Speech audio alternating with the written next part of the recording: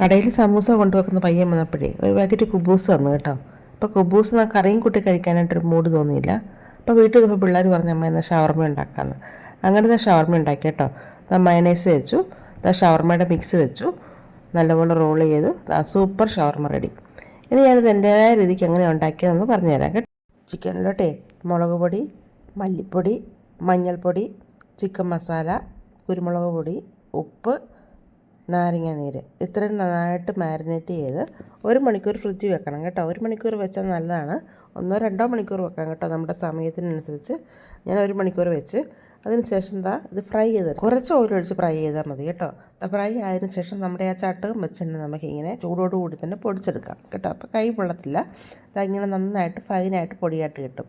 പിന്നെ മയണൈസ് ഉണ്ടാക്കാനായിട്ട് ബോയിൽ ചെയ്ത 2 മുട്ട, 3 വെളുത്തുള്ളി, കുറച്ച് പഞ്ചസാര, ഉപ്പ്, 2 സ്പൂൺ ഓയിൽ അല്ല 3 സ്പൂൺ ഓയിൽ മതി. നന്നായിട്ട് മിക്സി ഗ്രൈൻഡ് ചെയ്തെടുത്ത് കഴിഞ്ഞാൽ സൂപ്പർ മയണൈസ് റെഡി. ആ സമയത്ത് നമ്മുടെ വെജിറ്റബിൾസ് എല്ലാം റെഡി ആയിട്ടുണ്ട്. ക്യാബേജ്, ക്യാരറ്റ്, ക്യാപ്സിക്കം, സവോള ഇതെല്ലാം കൂടി നന്നായിട്ട് നൈസായിട്ട് അരിഞ്ഞ് വെച്ച് നമ്മുടെ ചിക്കൻ്റെ മിക്സ് വിട്ട് നന്നായിട്ട് മിക്സ് ചെയ്തെടുക്കാം കേട്ടോ. മിക്സ് ചെയ്തെടുത്ത് കഴിഞ്ഞപ്പോൾ നമുക്ക് ഇച്ചിരി ഉപ്പ് കുറവ് തോന്നി. അപ്പോൾ കുറച്ച് ഉപ്പും കുറച്ച് കുരുമുളക് പൊടിയും ഇട്ട് ഒന്നുകൂടി നന്നായിട്ട് മിക്സാക്കി വെക്കുക. ഇത്രയേ ഉള്ളൂ, നമ്മുടെ ഷവർമ്മയ്ക്കുള്ള എല്ലാ സാധനവും റെഡി ആയിട്ടുണ്ട് കേട്ടോ.